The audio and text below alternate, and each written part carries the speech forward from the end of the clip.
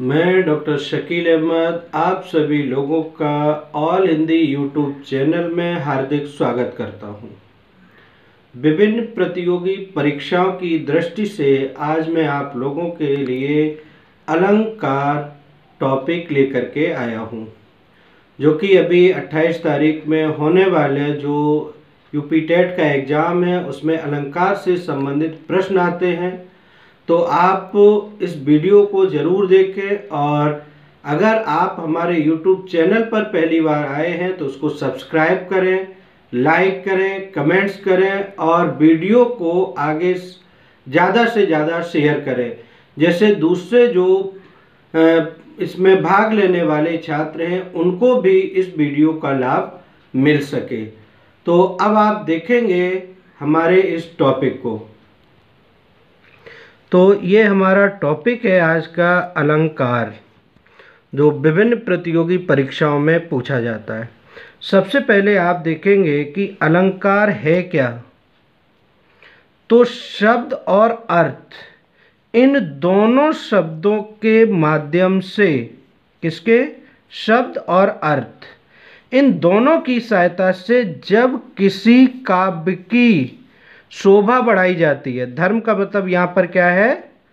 काव्य या पंक्ति, इनकी जब शोभा बढ़ाई जाती है तो उसको हम अलंकार कहते हैं।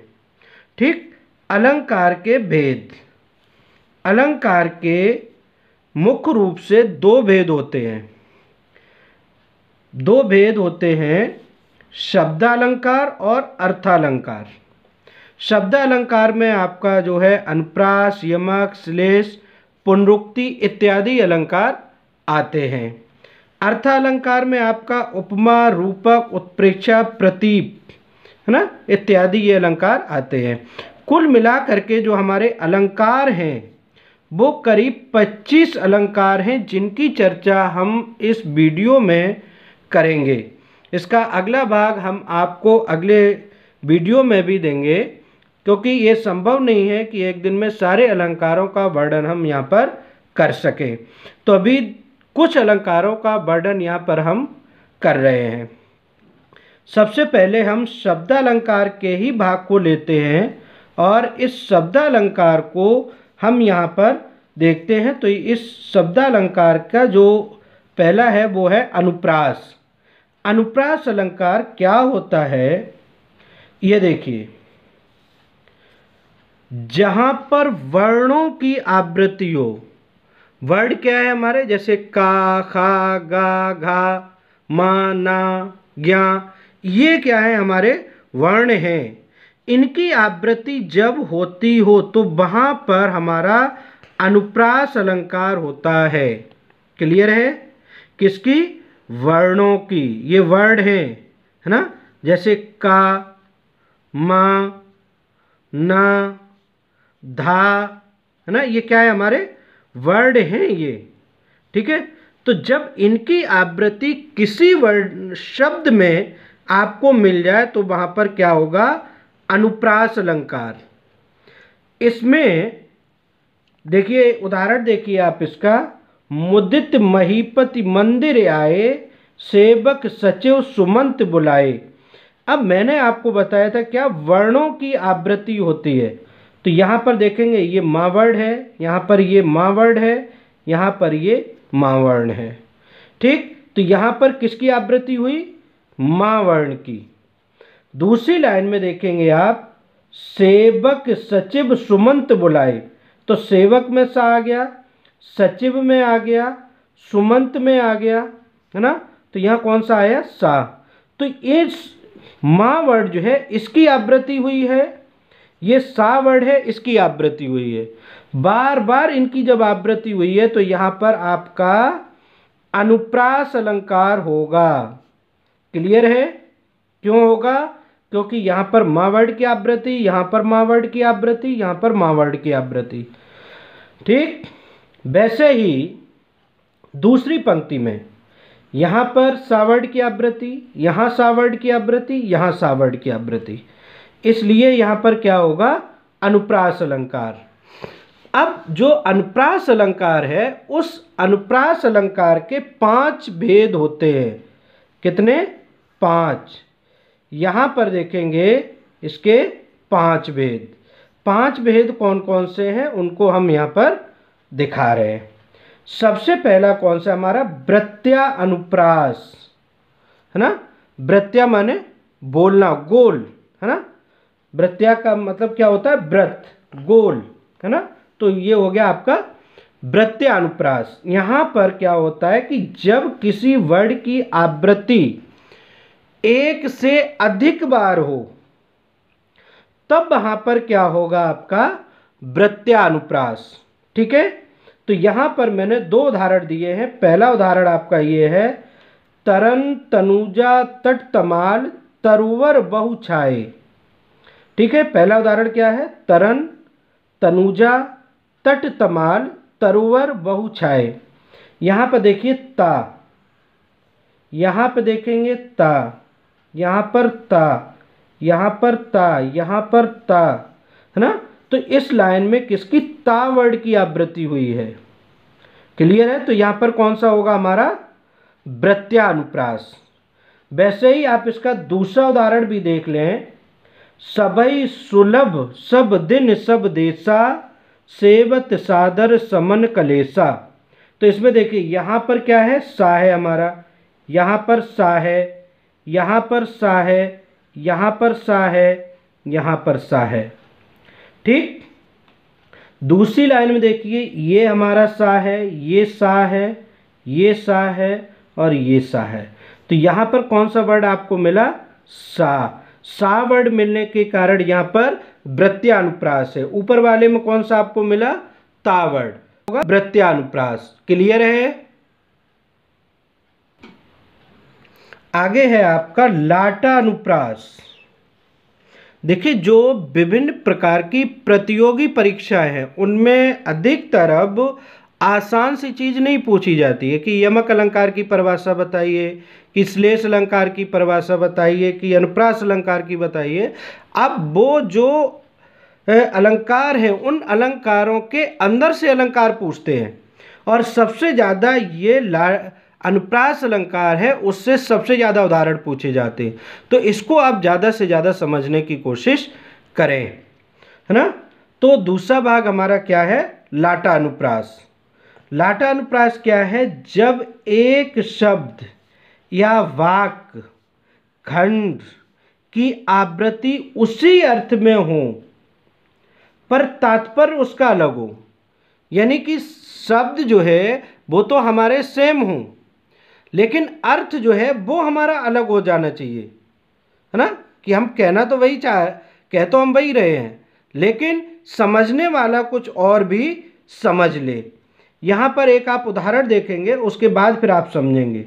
देखिए, पंकज तो पंकज, मृगांग भी है मृगांग री प्यारी, मिलना तेरे मुख की उपमा, देखी वसुधा सारी।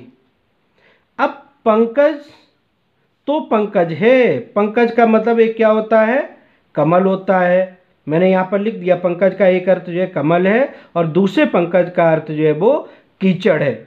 यानी जो कमल है वो कमल कीचड़ में खिल रहा है, अर्थात उसे भी कवि यहाँ पर बेकार बता रहा है कि यह भी बेकार है ना। फिर कह रहा है मृगांग भी है मृगांग री प्यारी, है ना। तो एक मृगांग का अर्थ क्या है? चंद्रमा। दूसरे मृगांग का क्या अर्थ है?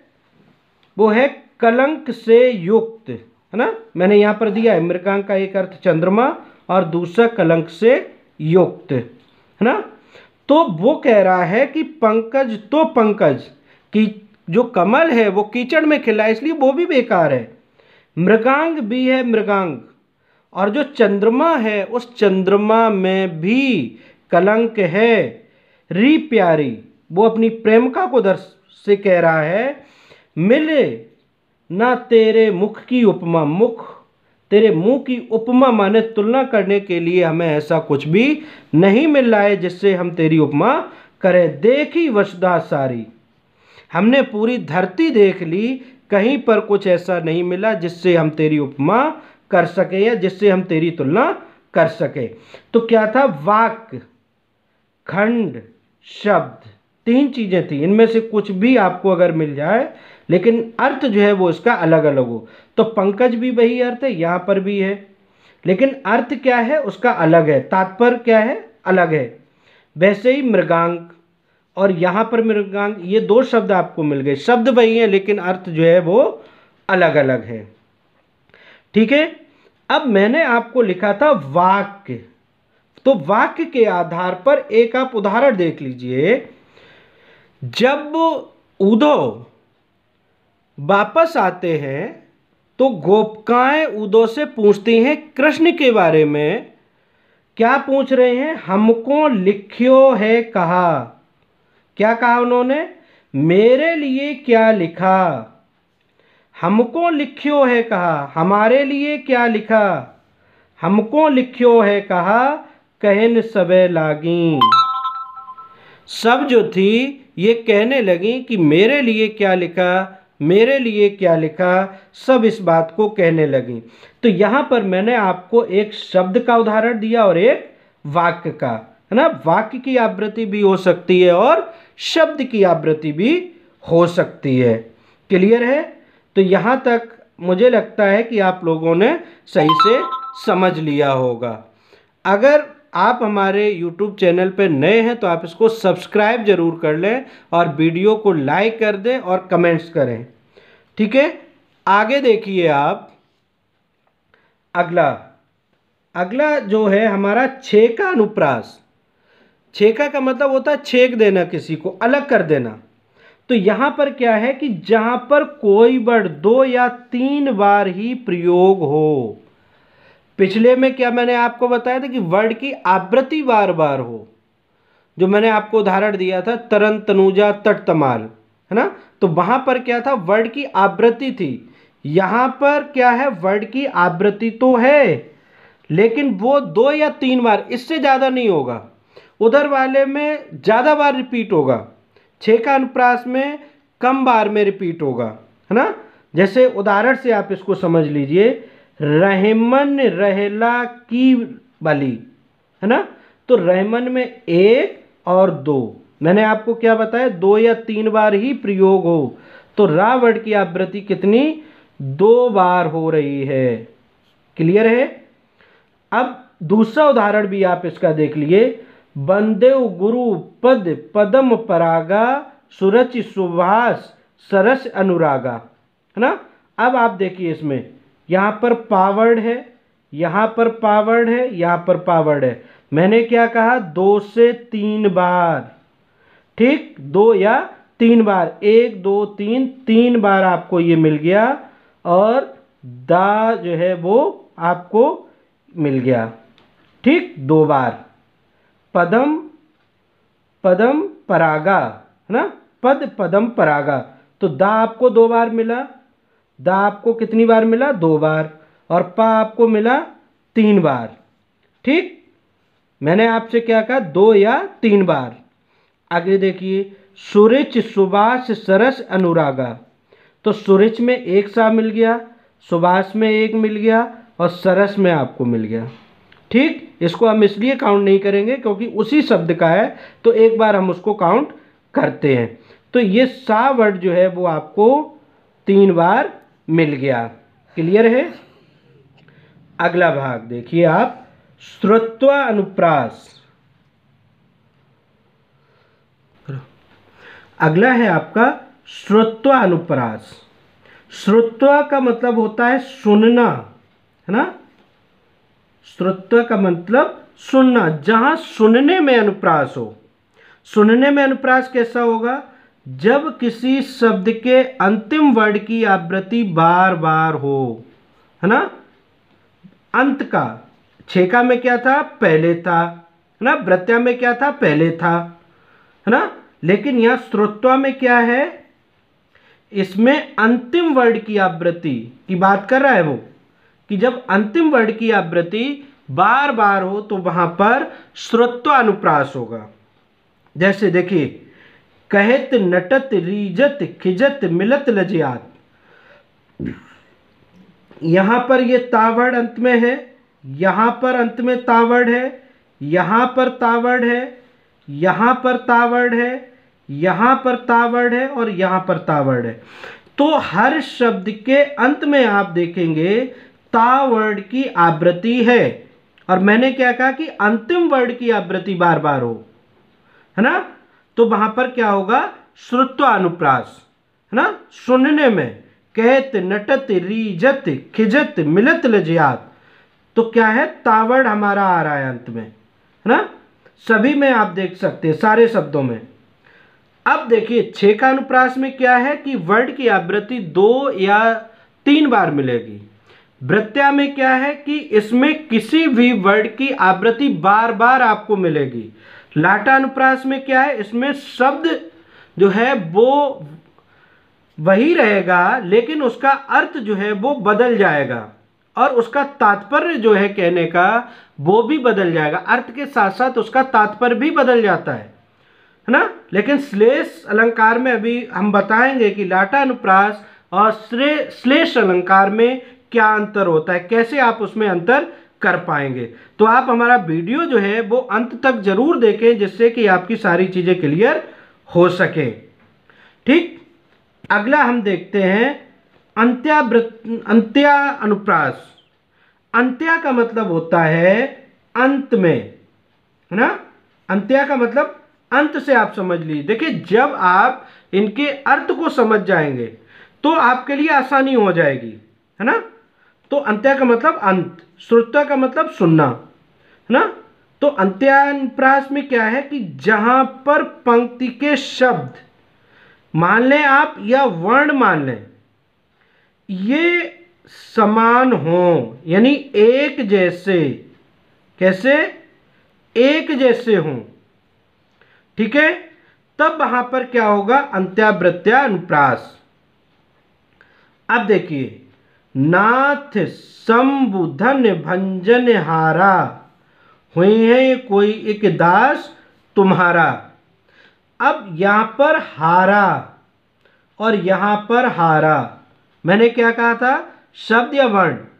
अब यहां पर आपको पूरा एक शब्द ही मिल गया, हारा, है ना। अब आप इस हारा को या शब्द मान लें या आप वर्ण मान लें, लेकिन यहां पर सिर्फ आपको समझाना मेरा उद्देश्य है। तो आप यहां पर समझें इसको, क्या है कि जहां पर पंक्ति में शब्द या वर्ण एक समान हो, है ना, सुनने में एक जैसे लगे, जैसे हारा और यहां पर हारा ना, नाथ संबुधन व्यंजन हारा, हुई है कोई एक दास तुम्हारा, ना। तो यहां पर अंत में हारा आ गया, यहां पर अंत में हारा आ गया। तो मुझे लगता है यहां तक आपका क्लियर है। अब आगे बढ़ते हैं। अगला है हमारा यमक अलंकार। अभी तक आपने क्या पढ़ा, अनुप्रास अलंकार। अब आप यहाँ पर देखेंगे यमक अलंकार। यमक अलंकार में क्या है कि जहाँ पर एक शब्द की आवृत्ति एक से अधिक बार हो, है ना, कोई भी शब्द है ना, एक शब्द वो एक से अधिक बार आए, शब्द वही हो लेकिन वो जो है एक से अधिक बार आए, लेकिन उसका क्या अर्थ अलग अलग होना चाहिए। जैसे हमने वहां पर बताया था अभी आपको, है ना, तो वहां पर क्या था, तात्पर्य अलग था, यहां पर तात्पर्य अलग नहीं है, यहां पर अर्थ ही अलग है। जैसे कनक कनक तय स्वगुनी मादकतादिकाय, उई खाए बोराय नर ई पाए बोराय। तो यहां पर पहले कनक का अर्थ आप सबको मालूम है, और दूसरा जो कनक है, एक का अर्थ जो होता है धतूरा होता है, एक का अर्थ सोना होता है ना। या अगर किसी व्यक्ति को सोना ज़्यादा मिल जाए तो वो क्या होगा, पागल हो जाएगा, बोराय माने पागल हो जाएगा। या उसे अगर धतूरा मिल जाए तो वो क्या करेगा, खा ले तो पागल हो जाएगा। अगर सोना मिल जाए तो सोना मिलने की वजह से, खुशी की वजह से पागल हो जाएगा। सोने का मतलब यहाँ पर धन दौलत या जो भी है, उससे तात्पर्य यहाँ पर लिया गया है। दूसरा उदाहरण और आप इसी का देख लीजिए, 3 बेर खाती 3 बेर खाती है ना। 3 बेर, बेर का ये जो बेर है और ये बेर है, ये दो शब्द है। अब यहाँ पर बेर का मतलब क्या है, जो फल होता है हमारा, उससे तात्पर्य। यहाँ बेर का मतलब जो है समय से है ना। वो 3 बेर खाती, वो 3 फल खाती है, कब, 3 बार में, है ना। तो यहाँ पर मुझे लगता है जो यमक अलंकार है वो आपको समझ में आ गया होगा अच्छे से। आप हमारे YouTube चैनल को सब्सक्राइब जरूर कर लें, जिससे कि आने वाली अगली वीडियो आपको मिल सके और आसानी से आपको उपलब्ध हो सके, जिससे कि आपको वीडियो ढूंढने में कोई परेशानी ना हो। अगला देखिए आप, श्लेष अलंकार। श्लेष का मतलब क्या होता है, चिपका हुआ, है ना। इसमें क्या है कि जहां पर कोई एक शब्द हो और उसके कई अर्थ हों, यानी कि उसमें कई अर्थ जो है वो चिपके हुए, तो वहां पर श्लेष अलंकार होता है। क्लियर है। अब एक आप उसका उदाहरण समझिए। चरण धरत चिंता करत, भावत नींद न शोर, सुमरन को ढूंढत फिरत, कभी कामी और चोर। चरण धरत, पैर को रखता है, चिंता करता है ना। चरण धरत माने पैरों को धरता है, रखता है, चिंता करे, चिंता भी करता है। भावत नींद न शोर, उसे ना तो नींद अच्छी लगती है और ना ही शोर शराबा, है ना। किसे, अब यहां पर देखिए, सुमरन माने यहां पर इसके 3 अर्थ हैं। को ढूंढत फिरत, कभी, कभी के अर्थ में अगर सुमरन के अर्थ को हम लें तो उसे अच्छे अच्छे वर्ण की आवश्यकता होती है, उसको वो ढूंढता है। दूसरा कामी, जो व्यभिचारी लोग होते हैं वो सुंदर रंग की स्त्री को ढूंढते हैं, है ना। और अगर इसी सुमरन का अर्थ अगर हम चोर के अर्थ में देखें तो उसका अर्थ यहाँ पर सोना होगा। यानी कवि जो है वो अच्छे वर्णों को ढूंढता है, कामी जो है वो अच्छी स्त्री की तलाश में रहता है, और जो चोर है वो सोने की तलाश में रहता है। इन तीनों ही लोगों को भावत नींद न शोर, ना तो उन्हें नींद अच्छी लगती है और ना ही शोर, दोनों ही चीज़ों से ये अलग रहते हैं। दूसरे उदाहरण से भी आप इसको समझ लीजिए। रहमन पानी राखिए, बिन पानी सब सून, पानी गए न उबरे, मोती मानस चून। ठीक है, रहीम दास जी का ये लिखा हुआ दोहा है। वो कह रहे हैं पानी राखिए, बिन पानी सब सून। सून माने 0, जिसका कोई अर्थ नहीं। सून का मतलब 0, जिसका कोई अर्थ नहीं, पानी बिना सब बेकार है। पानी गए न उबरे, अगर पानी चला गया, है ना, तो क्या होगा, मोती, जो मोती है वो उसमें निकल करके नहीं आएगा समुद्र से, अगर चला गया। तो यहाँ पर पानी का अर्थ जो है वो जल के अर्थ में प्रयोग किया गया। मानस, मानस का जो है वो यहाँ पर प्रतिष्ठा, है ना, या इज्जत के अर्थ में इसका प्रयोग किया गया है। कि अगर एक बार पानी मरना जो मुहावरा है उससे अगर हम देखें तो यहाँ क्या होगा कि अगर व्यक्ति की इज्जत एक बार चली गई तो दोबारा उसकी इज्जत नहीं आएगी। और तीसरा जो है वो सीधा सीधा है आपका चून माने पानी के अर्थ में, कि अगर आपके पास आटा है और पानी नहीं है तो वो सब बेकार है, आटा आप गूंद नहीं सकते। ठीक है, तो यहाँ पर आप मोती के अर्थ में इसको एक बार देख सकते हैं कि वो चमक के अर्थ में हम प्रयोग कर सकते हैं, प्रतिष्ठा को मानस के अर्थ में प्रयोग कर सकते हैं, और जल को चून के अर्थ में हम प्रयोग कर सकते हैं ना। अब देखिए, जो ये श्लेष अलंकार है, इस श्लेष अलंकार के 2 भेद हैं। क्लियर है, कितने, 2। शब्द श्लेष अलंकार और अर्थ श्लेष अलंकार। ठीक, शब्द श्लेष और अर्थ श्लेष, ये 2 अलंकार हैं इसमें। तो सबसे पहले हम समझेंगे शब्द श्लेष अलंकार को। शब्द श्लेष अलंकार में क्या है, एक शब्द के कई अर्थ होते हैं। किसके, शब्द के। याद रखिएगा, यहाँ पर हम बात कर रहे हैं शब्द की, क्योंकि शब्द श्लेष की हम बात करें इसलिए इसमें शब्द जो होता है उसके कई अर्थ होते हैं। उदाहरण से आप इसको समझिए। जो रहीम गत दीप कहे, कुल कपूत कहे सोई, बारे उजियारो करे, बड़े अंधेरो होई, है ना।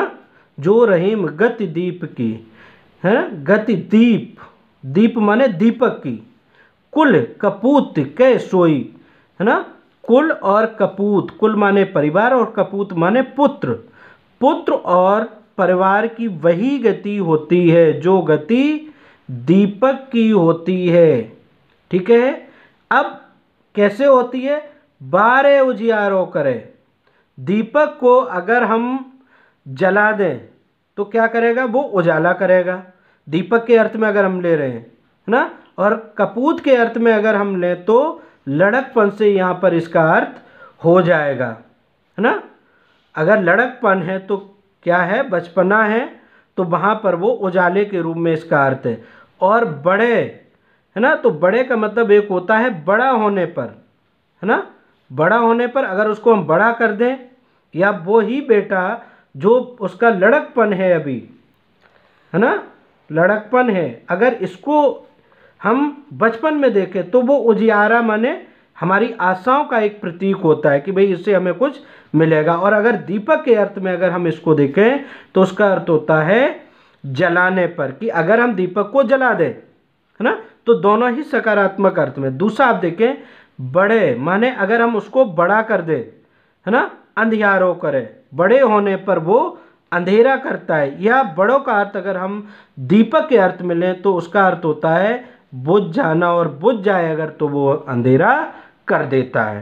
क्लियर है? आगे अर्थश्लेष अलंकार। अर्थश्लेष में क्या है? इसमें एक ही शब्द के दो अर्थ होते हैं, है ना। कैसे? रावण सिर सरोज बनचारी, चल रघुबीर सिली मुखधारी, है ना। तो यहाँ पर जो सिली मुखधारी है उसके दो अर्थ। तो इस तरीके से आपने ये देखा कि आज हम लोगों ने अनुप्रास अलंकार, यमक अलंकार और श्लेष अलंकार का एक विधिवत अध्ययन किया, और उनके भेद को भी हमने समझा, और उदाहरण के माध्यम से हमने उसको विधिवत तरीके से आज पढ़ लिया है। अब पार्ट 2 में जो हम बात करेंगे वो जो हमारे अलंकार हैं, उपमा है, रूपक है, उत्प्रेक्षा है ना, और दूसरे जो अलंकार हैं उनके बारे में हम लोग बात करेंगे।